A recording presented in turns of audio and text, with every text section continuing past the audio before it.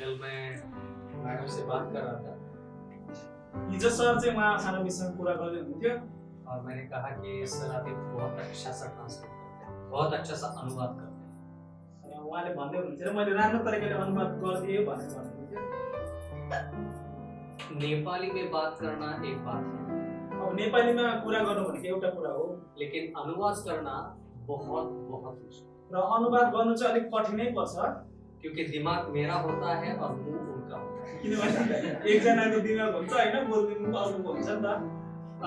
मैं आज बहुत खुश हूँ, र उहाँ आज जे भए पनि धेरै खुसी हुनुहुन्छ, लेकिन कुछ लोग मुझे दिखाई दे रहे हैं जो अभी भी दुखी है।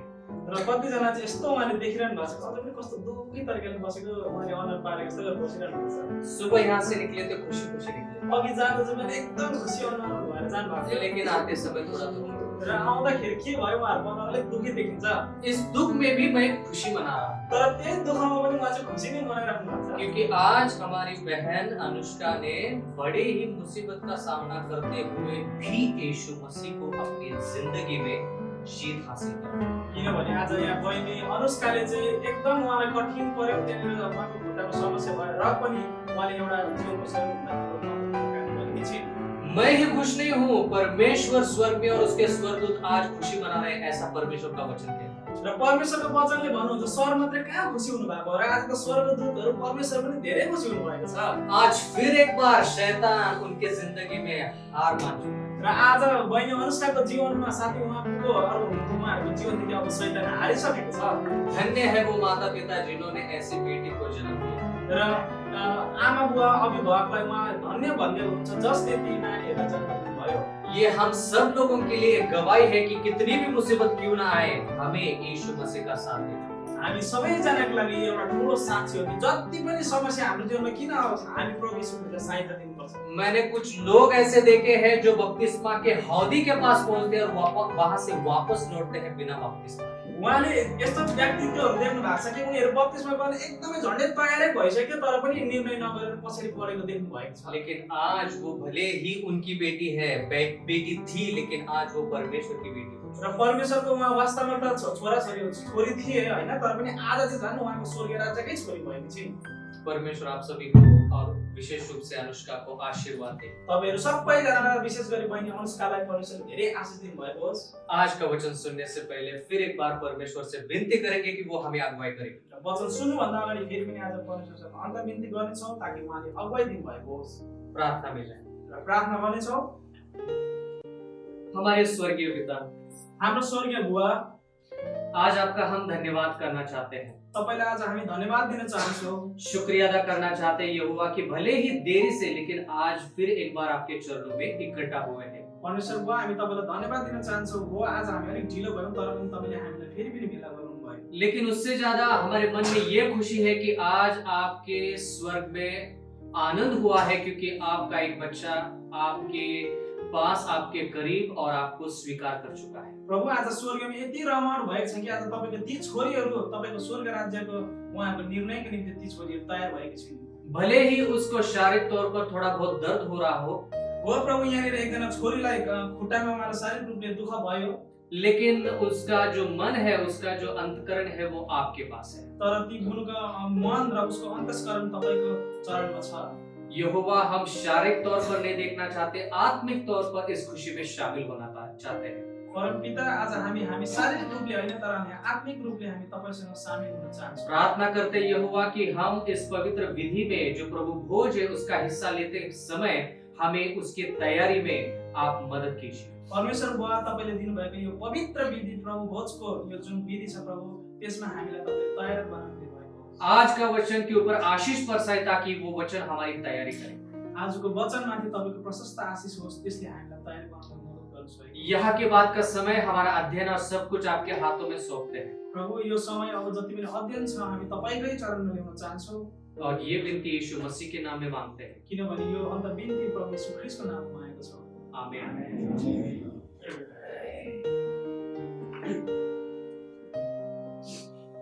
पुराने नियम में पुरानो करारमा चाहिँ जब परमेश्वर ने चाहा कि उसके लोग मिस्र देश के बंदगी से बाहर निकले, पुरानो नियममा चाहिँ जब परमेश्वरले चाहिँ आफ्नो छोराछोरीहरू चाहिँ मिस्र देशको त्यो दासत्वबाट चाहिँ बाहिर निक्लियोस्, उन्होंने फसह का पर्व मनाया त्यति बेला चाहिँ उहाँहरूले त्यो अगौटे फलको जो पर्व मनाउनु भयो।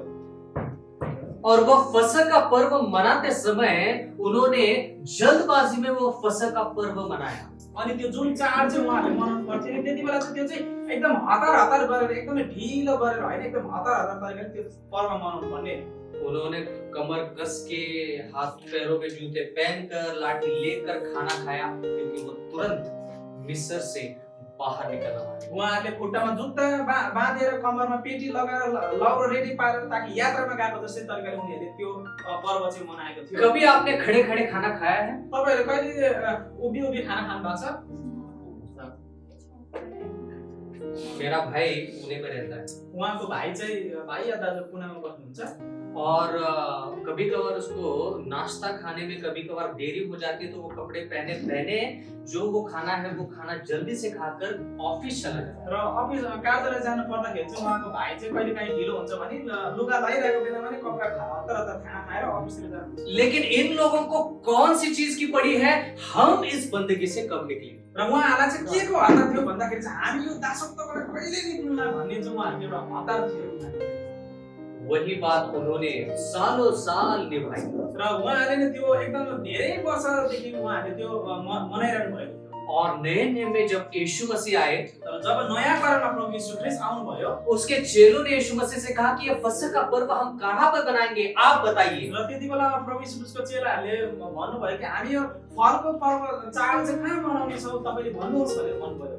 क्योंकि वो याद करवाना चाहते कि एक दिन परमेश्वर ने उनको मिस्र देश से बाहर निकाला। किनभने परमेश्वर त्यहाँनिर प्रभु यीशुले यही याद दिलाउँदै हुनुहुन्थ्यो कि एक दिन परमेश्वरले त्यसै रीतिमा मिस्र देशबाट आफ्नो जनहरूलाई ल्याउनु भएको थियो।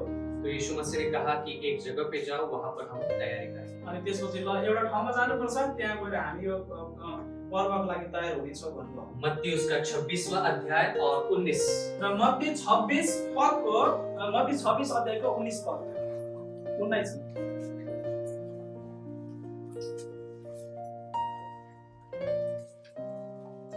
26 को 19 कसैले पाउनु भने पढ्दिन्छ, त्यो गरेर छिटो पढेर सहायता गर्न सक्नुहुन्छ। तब यसको आदेश अनुसार चेलाहरूले गरे र तिनीहरूले निष्ठा चाडको प्रबन्ध मिलाए। हाँ, यहाँ पर उस पर्व की तैयारी उसके चेलों ने की। अनि यहाँनिर त्यो चाडको तयारी चाहिँ प्रभु यीशुको चेलाहरूले गर्नुभयो। तो शाम के समय 20वां वचन पढ़ी। त्यहाँ 20 पद पढिदिनुहोस् त। साँझ भएपछि उहाँ 12 चेलाहरूसँग खाना बस्नुभयो। परमेश्वर के वचन में लिखा है कि वहां पर कितने लोग मौजूद थे शाम के लिए, शाम का खाना खाने के लिए। र साँझको खाना खानलाई त्यहाँनिर परमेश्वरको वचनले भन्दछ कि कतिजना मान्छे त्यहाँनिर उपस्थित थिए? नहीं, गलत। कितने जन मौजूद थे? कतिजना मान्छे त्यहाँनिर उपस्थित थिए?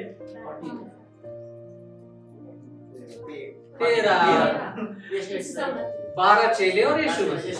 जम्मा त टोटल त अब 13 जना भन्दा हैन, 12 जना चेलाहरू र एकजना गुरु। लेकिन वहां पर भी जब वो लोग इकट्ठा थे, वैसे आज जैसे आप कुछ लोग दुखी हैं, वैसे वो भी लोग कुछ दुखी थे। र त्यति बेला पनि मान्छे जब भेला भएको थियो नि, आज कतिजनाको अनुहार अलिक दुखी देखिन्थ्यो, थाकेर हो कि केले हो, त्यस्तै त्यति बेला पनि मान्छेहरू कोही दुखी देखिन्थ्यो। उसमें सबसे ज्यादा दुखी कौन था? यीशु मसीह। तर त्यति बेला सबैभन्दा धेरै दुखी को थियो थाहा छ तपाईहरुलाई? वहां पर किसी का हादसा नहीं हुआ था, त्यहाँनिर एउटा केही घटना चाहिँ भएको होइन, लेकिन फिर भी यीशु मसीह वहां पर। तर पनि प्रभु यीशु त्यति बेला चाहिँ उहाँ वास्तविक दुखी हुनुहुन्थ्यो। क्योंकि उसके पहले किसी की माँ आई थी वहां पर यीशु मसीह के पास, किनभने त्यो भन्दा अगाडि चाहिँ कसैको आमा चाहिँ प्रभु यीशुको अगाडि आउनु भएको थियो। और उस माँ ने कहा कि मेरे 2 बेटे हैं। अनि त्यति बेला ती आमाले भन्नुभयो कि मेरो 2 छोराहरू छन्। और यीशु मसीह, जब तू अपना सिंहासन स्थापित करेगा, अपना राज्य स्थापित करेगा, तो मैं चाहती हूँ कि मेरा एक बेटा तेरी दाईं ओर और दूसरा बेटा मेरे बाईं ओर, तेरी बाईं ओर बैठे। त्यति बेला ती आमाले भन्नुभयो कि प्रभु, जब तपाईको राज्य आउनेछ नि, तपाईको राज्य हुनेछ, त्यति बेला मेरो 2 छोराहरू एउटा दाहिनेपट्टि हुनेछ भने अर्को देब्रेपट्टि राखिदिनु भएको छ भन्नुभयो। तो ये सुनकर बाकी के चेलों को बहुत बुरा लगा। अनि यो कुरा सुनेर चाहिँ अरु चेलाहरूलाई चाहिँ एकदम नराम्रो लाग्यो। उसने कहा कि ऐसे कैसे हो सकता है, हमने भी सेवा की है। अनि अरु चेलाहरूले यस्तो सोच्न थाले कि भन्नु थाले कि यो कहाँ यस्तो हुन्छ, यस्तो पक्षपात, हामी पनि त सँगै सेवा गरेछौँ भन्नुभयो। सब में जलन पैदा हो गई। अनि सबैमा अलिकति ईर्षा भन्ने कुरा आयो त्यति बेला, रिस। वहां पर कुछ लोग थे जो चंगाई की सेवकाई करते थे। र त्यहाँनिर कतिजना थियो जसले चङ्गाईको सेवा गर्थ्यो। उन्होंने कहा कि ऐसे कैसे याकूब और यूहन्ना यीशु मसीह के अगल बगल बैठेंगे, हमने ज्यादा सेवा की है, हमने मसाज और हाइड्रोथेरेपी ज्यादा की है, हमें वहां पर बैठना चाहिए। यसरी कसरी हुन्छ, हामीले मसाज र हाइड्रोथेरापी कति गरेका हौं, याकुब र यूहन्ना कसरी छेउछाउमा बस्ने भनेर अरु चेलाहरूले भन्न थाले। मैं एक अस्पताल में काम कर रहा था र उहाँ एक दिन एउटा अस्पतालमा काम गर्दै हुनुहुन्थ्यो और वहां पर मैंने चंगाई की सेवकाई की। उहाँ त्यति बेला चङ्गाईको सेवा गर्नुभयो। सुबह 8 से लेकर शाम के 11 बजे तक massage hydrotherapy nutrition, massage hydrotherapy. बिहानको 8 बजेदेखि लिएर बेलुकाको 11 बजेसम्म मसाज दिने काम है, मालिस दिने काम अनि पानीको उपचार दिने काम त्यसरी गरिराख्नु। जैसे शाम के रात के 11 बज जाते थे और मैं सोचता था कि आराम से जाकर मुझे ही मसाज चाहिए अभी। राति 11 बजिसकेको हुन्छ, कति खपात हुन्थ्यो, अब मलाई नै चाहिँ मालिसको जरुरत छ भनेर सोचिरहेको थियो। कोई डॉक्टर वहां पर आकर कहता था कि मैंने ऑपरेशन या तो फिर बहुत सारी तकलीफ का सामना किया, मुझे यहाँ पर दर्द है, कुछ कर सकता है। अनि कोही डक्टर आएर आज धेरै यो अपरेसन गर्नु पर्यो, मलाई एकदम यहाँ दुःख हुन्छ, के मालिस दिन सक्छौ भन्नु।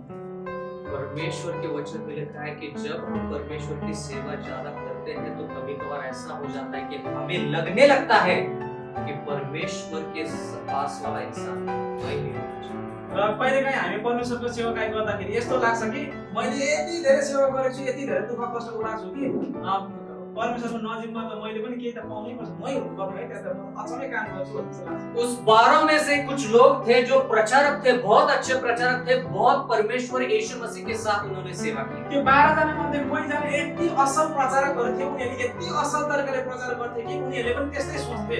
उन्होंने कहा कि यीशु मसीह के साथ हमने दिन रात सेवा की है। प्रभु यीशु ख्रीष्टको छेउमा हामी साथ नरहेर रात दिन सेवा गरेको छौँ भनेर सोच्थे। ऐसे कैसे हो सकता है कि यूहन्ना और याकूब वहां पर रहे? नहीं, हम यीशु मसीह के अगल बगल रहे। त्यसरी कहाँ हुन्छ, यूहन्ना र याकूब छेउमा बसेर हुन्छ, हामी पो काम गर्ने त हामी पो बस्नुपर्छ त भनेर भन्नु।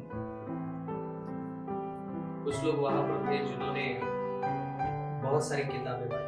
र त्यहाँनिर कतिजना थियो जसले धेरै यो पुस्तकहरू बाँड्नु भएको थियो। उन्होंने कहा कि नहीं, धूप में हम घूमे थे। अनि कतिजनाले भन्नुभयो घाममा दौडी हिँड्ने चाहिँ हामी भनेर भन्नु। बहुत बार हमने इन प्रचारकों को बुलाया, वो नहीं आए। यो प्रचारकहरूले हामीले कति सहयोग माग्थ्यौँ, तिनीहरू त कहाँ आएको थियो, हामी पो हो त दुःख गर्ने भनेर त्यसरी एक दुखेसम्म फसायो। और ये सब कुछ यीशु मसीह ने हमारी तकलीफ देखी है। त्यसको मतलब यहाँनिर प्रभु यीशु ख्रीष्टले हाम्रो समस्या, हाम्रो कठिनाइहरू उहाँले देख्नु भएको छ। यीशु मसीह के बगल में हम बैठे हैं। किनभने हामी प्रभु यीशु ख्रीष्टको छेउमा हामी छौँ। ये सब कुछ यीशु मसीह देख रहे थे। सबै कुरा प्रभु यीशु ख्रीष्टले हेरिराख्नु भएको थियो। और यीशु मसीह का जो दर्द है ये 12 चेले नहीं जानते। तर प्रभु यीशु ख्रीष्टको जुन एउटा पीडा थियो नि, त्यो चाहिँ 12 जना चेलाहरूले कहिले पनि बुझेको थिएन। ये कहने के लिए मुझे दुख भी लगता है, शर्म भी आती है और गुस्सा भी आ जाता है। र यो भन्नुको लागि चाहिँ मलाई एकदम दुःख पनि लाग्छ, कस्तो शर्म पनि लाग्छ, अनि कहिलेकाहीँ रिस पनि उठ्छ मलाई। भारत देश में बहुत सारे लोग अलग अलग सेवा कर रहे हैं। र भारत देशमा चाहिँ अब धेरैजना मान्छेहरू छ, उनीहरूले विभिन्न सेवाकाईहरू गरिरहेको छ। अगर भाई आदिप एक सेवा कर रहा है, मैं अलग सेवा कर रहा हूँ। उदाहरणको लागि मैले के सेवा गरिरहेको छु भने सरले अर्को सेवा गरिरहनु भएको छ। भारत देश में बहुत सारी स्पर्धा लगी हुई है। र यो भारतमा चाहिँ एकदमै धेरै विभाजनहरू लागिएको छ। मेरी सेवा मेरे भाई की सेवा से अच्छी है। र यस्तो सोच कि उहाँले गरेको भन्दा त सेवाकाईले मेरो त धेरै राम्रो छ भन्ने सोच। मैं चाहता हूँ कि कलीसिया के लोग उससे ज्यादा मेरे पास आए। र म यो चाहन्छु कि मण्डलीको मान्छे चाहिँ त्यो व्यक्तिसँग नजिक हुनु, घुलमिल हुनु भन्दा चाहिँ मेरो अगाडि आएको होस् है भन्ने।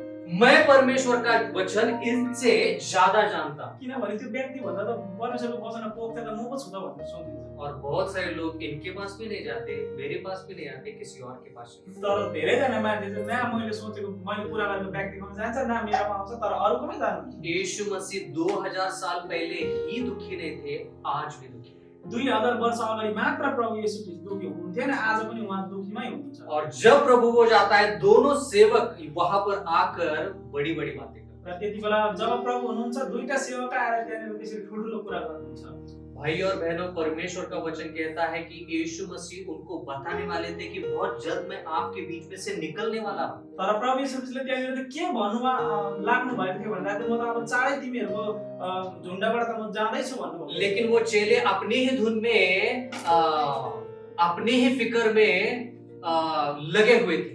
तर वास्तविक कुरा के हुन लागेको थियो त्यो पर्व छैन, तर चेलाहरू आफ्नै व्यस्त आफ्नै तरिकाले मात्र सोचिरहेको थियो। भाई और बहनों, उस हालत में यीशु मसीह उनको कह भी देते कि मैं सूली पर जान देने वाला हूँ और उसके बाद आपको कोई सहारा नहीं मिलेगा, क्या वो लोग समझते? त्यति बेला तिमीलाई के थाहा छ, अब म क्रुसमा चढी जानु पर्नेछ, त्यसपछि तिमीहरू उपरान्त सहयोग पाउँदैन भनिदिएको भए पनि तिनीहरूले बुझ्थ्यो होला त? बिल्कुल बिल्कुल बुझ्दैन, क्योंकि वो लोग खुद के बारे में सोच रहे थे। किनभने जो व्यक्तिहरू त आफैलाई मात्रै केन्द्रित गरेर आफ्नो बारेमा मात्रै सोचिरहेको थियो। परमेश्वर का वचन कहता है कि यीशु मसीह इन चेलों को कैसे कहे कि सूली पर जान देने वाला मैं हूँ, मैं यहाँ पर राज्य स्थापित करने नहीं आया, जान देने के लिए आया। तर प्रभु यीशु ख्रीष्टलाई कति गाह्रो थियो। मेरो काम भने त म त क्रुसमा चढेर बलि हुनुपर्ने छ, म त तिमीहरूलाई यहाँ राज्यमा तिमीहरूलाई मन्त्री बनाउन आएको होइन भन्ने कुरा उहाँले बताउनु एकदमै गाह्रो थियो। वहां पर सब कुछ रखा हुआ था, सब कुछ तैयार था, खाना वगैरह सब कुछ तैयार था। त्यहाँनिर भोजहरू चाहिने कुराहरू सबै तयार गरेर राखिएको वहां पर पानी था, वहां पर बर्तन थे पानी डालने के लिए, र त्यहाँनिर पानी राखेको थियो, त्यहाँनिर पानी हाल्ने बाटाहरू राखेको थियो, वहां पर तौलिया भी था, त्यहाँनिर तौलिया पनि थियो। लेकिन वहां पर एक चीज नहीं, तर एउटा कुरा मात्र थिएन, वहां पर एक इंसान नहीं था। त्यहाँनिर एउटा व्यक्ति थियो। कौन नहीं? को थिएन? सेवक नहीं था। अब हेर्नुहोस् त, त्यहाँनिर सबै कुरा थियो, तर सेवा गर्ने सेवक थिए। सब अधिकारी, सब के भने अधिकारी सबै हुन पर्ने, ठुलै हुन पर्ने मात्र थियो। और यीशु मसीह सोच रहे थे कि यहाँ में से इन लोगों में से कौन सेवा शुरू करेगा।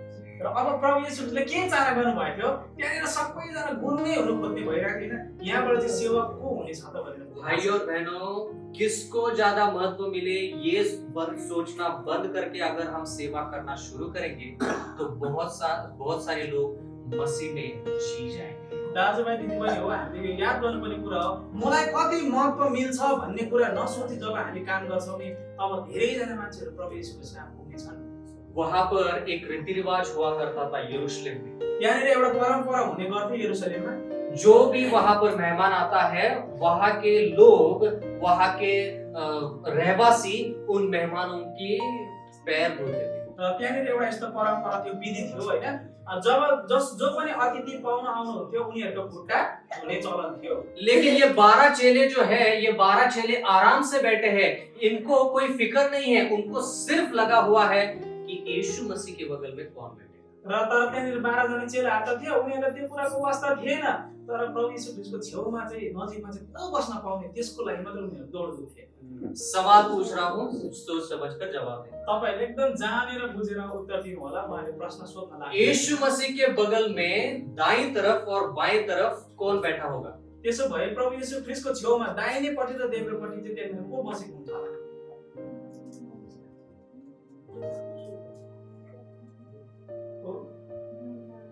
यूहन्ना और पतरस, याकूब। भन्नुहोस् त, याकूब र पतरस कि याकूब र यूहन्ना कि? अभी मैंने कहा कि वहां पर चढ़ाव उतार हो रहा था कि कौन यीशु मसीह के बगल में बैठेगा, मैं बड़ा हूँ। त्यहाँनिर तपाईले अहिले नै भन्नु, भर्खरै मात्र भनिसक्नु भएको हो कि प्रभु येशू ख्रीष्टको दाहिने र देब्रेपट्टि चाहिँ को बस्ने? कैसे वैसे तो यूहन्ना जो है वो यीशु मसीह के दाईं तरफ है, किनभने यूहन्ना त त्यहाँनिर येशू ख्रीष्टको जहिले पनि दाहिनेपट्टि हुन्थ्यो, लेकिन याकूब को बाईं तरफ बैठने का मौका नहीं। तर थाहा छ याकूबले चाहिँ अब देब्रेपट्टि बस्ने उले मौका पाएको थिएन। उसके जगह पर कौन बैठा? को बसेको थियो त्यहाँनिर? यहूदा इस्करियोत। यहूदा इस्करियोत बसेको। समझ में आ गई बात? बुझ्नु हुँदैछ मैले के भन्नु भएको? बाहर एक किताब रखी हुई, बाहिर किताब राखिएको छ, युगों की चाह, युगको चाह भन्ने किताब राखिएको छ।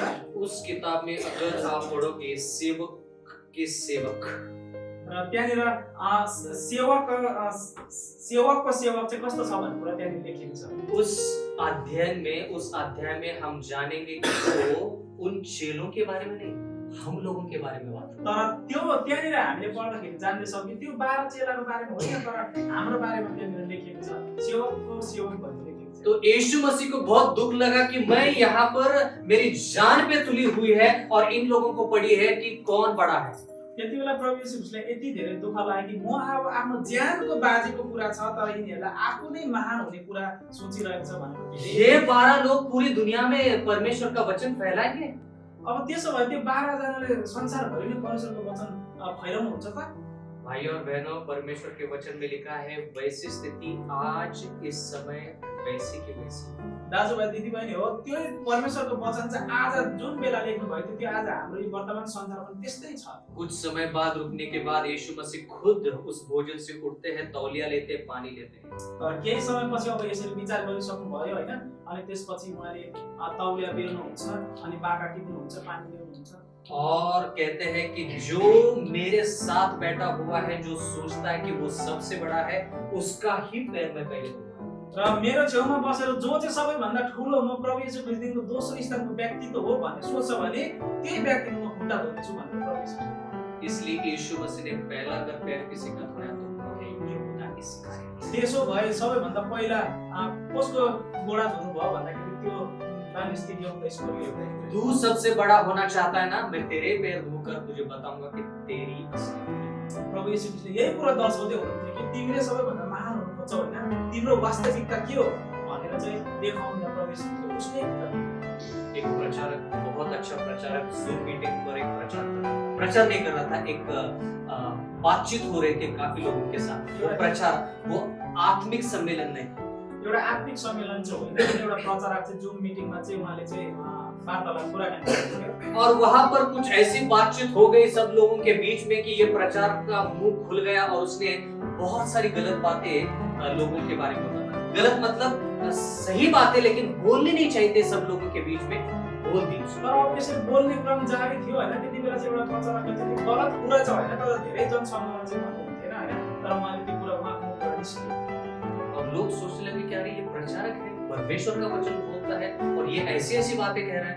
त्यति बेला मान्छेले यस्तो छ, प्रचारक भन्छ हैन, के हो परमेश्वरको वचन बोल्ने मान्छे यस्तो कुरा गर्छ भनेर सोच्नु। भले ये गलत सही बोल रहा हो, लेकिन इसको ये बोलने की जरूरत नहीं है सबके सामने। हो उसले सायद सही नै भने होला, तर यो सबैजनाको अगाडि बोल्ने कुरा त होइन भनेर सोच्नु। क्या आपको लगता है कि उस प्रचारक को लगा होगा कि सचमुच उसने गलती की है? त्यति बेला तपाईलाई लाग्छ होला त त्यो प्रचारकले ओहो म त साँच्चैको गल्ती गरेछु भनेर लाग्यो होला। नहीं, मैं प्रचारक हूँ, मैं कैसे गलती कर सकता हूँ? म प्रचारक हो, म कसरी गल्ती गर्छु भनेर भन्नु। मेरी बात इन लोगों को सुननी होगी। मैले भने कुरो यिनीहरूले सुन्नुपर्छ नि भन्नु। जूम मीटिंग खत्म हो गई, अनि त्यसरी जुम मिटिङ सिक्यो, व्हाट्सएप मैसेज सभी तरफ से। अनि सबैबाट त्यहाँ WhatsApp मा मेसेजहरु आउन थाल्यो।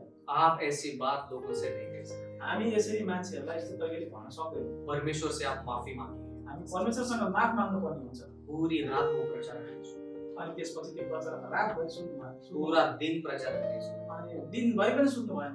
हमेशा वो सोचता रहा उस औरत, उस मर्द के बारे में। अनि त्यसपछि त्यो स्त्री त्यो पुरुषको बारेमा के भयो त, मैले यसो खाना खाते समय भी उस पति पत्नी के बारे में। त्यो खाना खाने बेलामा पनि त्यो श्रीमान श्रीमतीको बारेमा के भयो त भन्नु। जब वो परमेश्वर का वचन सुनने के लिए मंदिर में जाता है, मानो वो प्रचारक इसी से बात कर रहा है, उस पति पत्नी के बारे में क्या। र त्यसपछि जब मन्दिरमा गएर चाहिँ प्रचारकले कुरा गर्छ भने त्यो प्रचारकले सिधै यही भन्दछ त्यो श्रीमान श्रीमतीको के हुन्छ त। तो उसने तुरंत फोन करके पूछा कि अगली जूम मीटिंग कब है, महीने के आखिर में कब है, मैं बात करना चाहता हूँ उस पति पत्नी से। अनि त्यसपछि चाहिँ अब अर्को दोस्रो जुम सभा चाहिँ कहिले छ त, म त्यो श्रीमान श्रीमतीसँग म कुरा गर्न चाहन्छु भनेर भन्नु। क्योंकि इसके और उस पति पत्नी के बीच में अब रिश्ता टूट गया था। किनभने अब त्यो श्रीमान श्रीमतीको बीचमा चाहिँ त्यो वक्ता र त्यो श्रीमान श्रीमतीको बीचमा चाहिँ सम्बन्धै विच्छेद भइसकेको थियो। एक दूसरे के खिलाफ वो दुश्मन हो चुके थे। अब एक दुसरेसँग त उनीहरु एउटा दुश्मनी भइसकेको थियो। एक महीना बीत गया, दूसरा महीना बीत गया, जूम मीटिंग कब है मुझे बताओ। अनि एक महिना बित्यो, अर्को महिना पनि बित्यो, अब भन्दै हुनुहुन्छ कि जुम सभा कहिले छ मलाई भन्नुहोस्। ये प्रचारक प्रार्थना करने लगा परमेश्वर से, परमेश्वर मुझे कृपा करके एक मौका दे ताकि उस पति पत्नी के साथ जाकर मैं माफी मांगू। त्यति बेला उहाँले त्यो प्रचारकले यसरी प्रार्थना गर्न थाल्नुभयो कि परमेश्वर बुवा मलाई कृपा गरी एकचोटि मौका दिनुहोस्, म फेरि त्यो श्रीमतीसँग गएर कुरा गर्छु। 10 महीने के बाद वो पति पत्नी इस इंसान को मिलते हैं अनि 10 महिना पछाडि चाहिँ त्यो प्रचारकसँग त्यो श्रीमती आएर मिल्नु। और ये प्रचारक जाकर उनसे कहता है कि मुझे माफ कर दो, मुझे ये चीजें सबके सामने बोलनी नहीं चाहिए, मुझे माफ कर अनि त्यसपछि त्यो प्रचारकले गएर उनीलाई क्षमा माग्नुहुन्छ, मैले यो सबैको सामु यो कुरा त मैले भन्नुहुन्थेन, मलाई क्षमा गरिदिनुहोस् भनेर भन्नुहुन्छ। दो। आपको क्या लगता है उस पति पत्नी ने क्या कहा होगा? तपाईलाई के लाग्छ त्यो श्रीमतीले के भन्नुभएको थियो?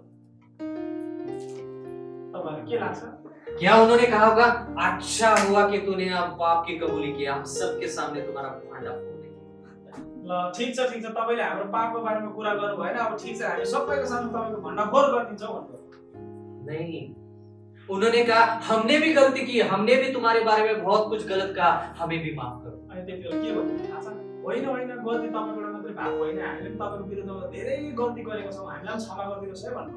जो रिश्ता टूटा था वो रिश्ता फिर एक बार मजबूत हुआ। तर के भयो जो सम्बन्ध चाहिँ टुटेको थियो नि त्यो सम्बन्ध फेरि पनि जोडियो। भाई और बहनों, परमेश्वर के चरणों में ही हम एक हो सकते हैं। दाजुभाइ दिदीबहिनी हो, हामीले यो कुरा याद गरौँ, हामी परमेश्वरको चरणमा आएर मात्रै हामी फेरि जोड्न सक्छौँ। ये यीशु मसीह अच्छी तरह से जानते थे। यो कुरा प्रभु यीशु मसीहले राम्रोसँग जान्थे। यीशु मसीह जानते थे कि ये सब लोग उसके साथ एक नहीं है। क्यों? क्योंकि एक दूसरे के साथ एक है। किनभने प्रभु यीशुले यो कुरा जान्नुहुन्थ्यो, तिनीहरू सबैजना प्रभु यीशु ख्रीष्टसँग एक हुनुहुन्थेन, किन भन्दा तिनीहरू एक आपसमै एक थिएन। इसलिए परमेश्वर यीशु मसीह ने सोचा कि वो खुद उठकर उन चेलों का पैर होना चाहिए। यसै कारण प्रभु यीशुले अब सुरु गर्न यो सोच्नु भयो कि अब मैले पनि यिनीहरूको खुट्टा धुने हुँदैन। इसलिए पहला पैर किसका धोया उन्होंने? त्यसपछि सबैभन्दा पहिला गोडा कसको धुनु भयो? यहूदा इस्करियोत का पैर धोया। यहूदा इस्करियोतीको। आपको लगता है कि यहूदा इस्करियोत के पैर धोने के समय उसका मन व्याकुल हुआ होगा? तपाईलाई थाहा छ त्यो यहूदा इस्करियोतको खुट्टा धुने बेला उसको मन केही परिवर्तन भएको? परमेश्वर का वचन कहता है कि यीशु मसीह ने उसके बार-बार मौके दिए कि जा यहूदा इस्करियोत आप प्रायश्चित करो। प्रभु यीशु ख्रीष्टले वचनले यहाँनिर भन्छ कि धेरैचोटि मौका दिनुभएको थियो, तिमी परिवर्तन हो, तिम्रो मन फिराउ भनेर। आप हॉट फूड बात को क्या कहते हैं हिंदी में? तातो चिजको हुन्छ। हाँ, वो उपचार जब आप करते हो ना तो सिर्फ आप उपचार पैर को नहीं उसके मन को करते हो। थाहा छ हामीले जब त्यो तातो पानीको उपचार दिन्छौँ नि त्यति बेला त्यो मान्छेको त्यो गोडालाई मात्रै हामीले उपचार दिएको हुँदैन, उसको मनलाई पनि उपचार दिइरहेको हुन्छ। इसलिए परमेश्वर का वचन कहता है कि ये पैर धोने की विधि नहीं है, ये नम्रता की विधि है। त्यही कारणले भन्नुभयो यो देख्दा त यो खुट्टा धुने विधि देख्छ, तर वास्तविक खुट्टा धुने विधि होइन, त्यो हृदयको भएको कठोरता धुने विधि हो, जसलाई हामी नम्रताको विधि भन्छौँ। इसलिए मैं आपको आमंत्रित पैर धोने की विधि पे नहीं लगा रहा हूँ, मैं आपको आमंत्रित कर रहा हूँ नम्रता की विधि। त्यसै कारण तपाईहरुलाई चाहिँ यही कुराको निम्ति तपाईहरुलाई अनुरोध गर्दै हुनुहुन्छ कि एउटा खुट्टा धुने विधिमा सीमित नहुनुहोस्, तपाईहरु नम्रताको विधि, हृदयको कठोरता धुने विधिमा आउनुहोस् भन्दै। क्योंकि बहुत से लोग पैर तो धोते हैं लेकिन उनका मन का परिवर्तन नहीं। तर धेरैजना मान्छेले चाहिँ औपचारिक रूपमा चाहिँ खुट्टा त धुन्छ तर मन चाहिँ कहिले पनि धुनु हुँदैन। यीशु मसीह अच्छी तरह से जानते हैं कि जब तक ये सब लोग साफ नहीं होंगे तब तक वो प्रभु भोज में हिस्सा लेने के लायक नहीं रहेंगे। तर प्रभु येशूले स्पष्ट रूपमा जान्नुहुन्छ जब तिनीहरु मनबाट सबैजना शुद्ध हुँदैन तर तिनीहरु त प्रभु यसको लागि वास्तविक योग्यको हुन्थेन। आप भी मेरे साथ सहमत होंगे कि पुराने नियम में पैर धोने की विधि नहीं थी। तपाईहरु पनि सायद उहाँसँग सहमत हुन सक्नुहुन्छ होला, पुरानो करारमा गोडा धुनेको विधि थिएन। क्या थी? त्यसबेला के थियो, कस्तो विधि थियो? नहीं थी वो विधि, किनभने त्यो विधि नै थियो। लेकिन नए नियम में यीशु मसीह ने उसका अनुकरण किया और कहा कि जैसे मैं करता हूं वैसे आपको भी करना। तर त्यहाँनिर नयाँ नियममा आएर प्रभु येशू ख्रीष्टले त्यो सुरुवात गरिदिनु भयो, जसरी मैले आज यो गरेछु तिमीहरुले पनि अनुकरण गर। एक प्रचारक है, एउटा प्रचारक छ, वो कहता है उहाँले भन्नुहुन्छ कि पैर जब धोया जाता है नम्रता की विधि में मैं हिस्सा लेता हूँ। र जब खुट्टा गोडा धुइन्छ त्यतिबेला मैले नम्रताको विधिमा मैले भाग लिन्छु मैं दूसरे भाई के पैर तो धोता हूँ। र एउटा कसैको एउटा दोस्रो दाजुभाइको खुट्टा त धुन्छु। बहुत आसान है, सजिलो छ खुट्टा धुनु। लेकिन जब मैं घर जाता हूँ तर जब म घर जान्छु तो मैं मेरे पत्नी के पैर धोता हूँ। तर म फेरि गएर मेरो श्रीमतीको खुट्टा धुन्छु। कौन सा आसान है? यति राम्रो तरिकाले चिनेको हुन्छ कि अब दुईजनाको खुट्टा धुन्छ, गाह्रो विषय हो। मैं आपका पैर धो के निकल जाऊंगा यहाँ से। उहाँले उदाहरणको लागि तपाईको खुट्टा धोएर त म त गइहाल्नुहुन्छ। आप मेरे साथ और मैं आपके साथ सिर्फ 3-4 दिन रहा हूँ। 3-4 दिन तपाई हामी बीचमा सायद बस्यौं होला।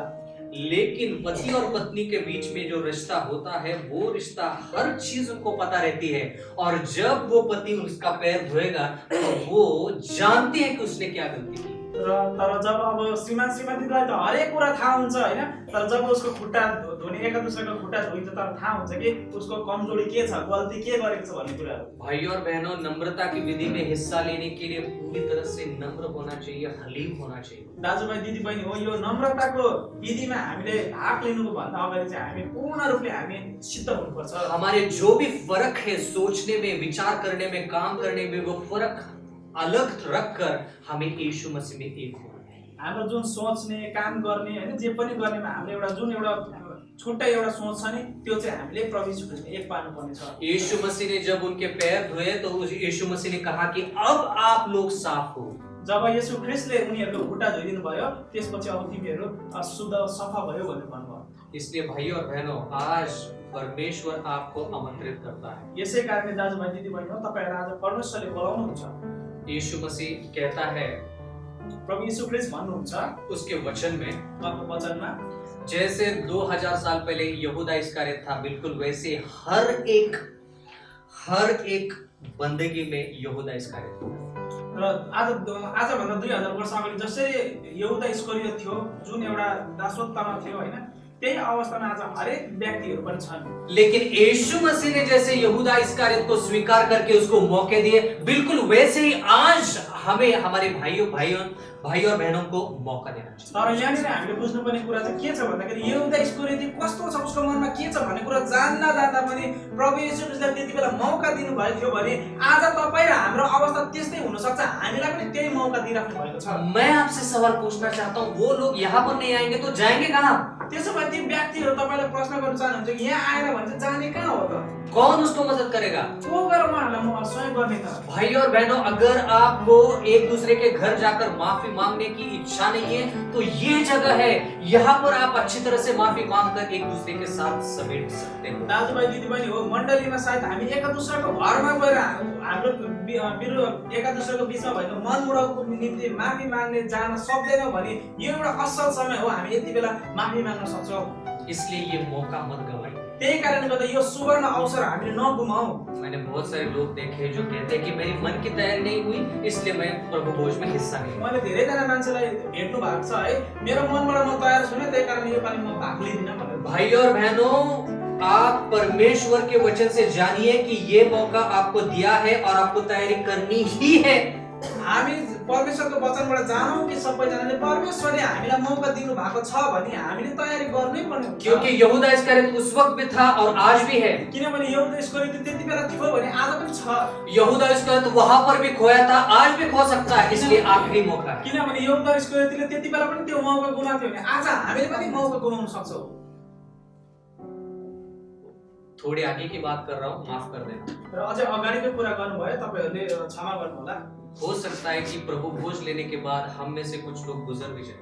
र अब हुन सक्छ प्रभु भोज लिइसकेपछि कतिजना मान्छेको जीवन अन्त पनि हुन सक्छ। इसलिए परमेश्वर का वचन कहता है कि परमेश्वर ने मौका दिया है, इस मौके का फायदा उठाना चाहिए। यही कारणले गर्दा परमेश्वरको वचनले भन्छ कि हामीलाई अवसर दिएको छ भने हामी यो अवसरलाई गुमाउनु हुँदैन।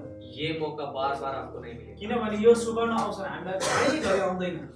मैं याद करता हूँ कि ये प्रचारक को उन परिवार के साथ एक होने के लिए 10 महीने लगे। उहाँले यो कुरा अझै पनि याद गर्नुहुन्छ कि त्यो प्रचारक जसको श्रीमान श्रीमतीसँग मनमुटाव भएको थियो, उहाँहरूको त्यो फेरि मिलन हुनुको लागि 10 महिना लाग्यो। इस 10 महीने में उस प्रचारक की क्या हालत हुई? मैं प्रचारक की बात कर रहा हूँ, आम इंसान की। साधारण मान्छेको त कुरै नगरे एउटा प्रचारकले गल्ती गर्दाखेरि 10 महिनासम्म उसको मनमा के कुराहरू बुझेको थियो होला, कति दुःखमा थियो होला भन्ने कुरा उहाँले भन्नुहुन्छ। ये मौका है एक दूसरे के साथ एक होने का और परमेश्वर के साथ एक होने का। यो नै हो हाम्रो लागि अवसर, एका दुस्रासँग हामीले मेलमिलाप गर्ने र परमेश्वरसँग पनि मेलमिलाप गर्ने। पैर जब हम धोते हैं तो वो नम्रता की विधि है। जब हामी एक दुस्राको खुट्टा धुन्छौँ भने त्यो एउटा नम्रताको विधि हो।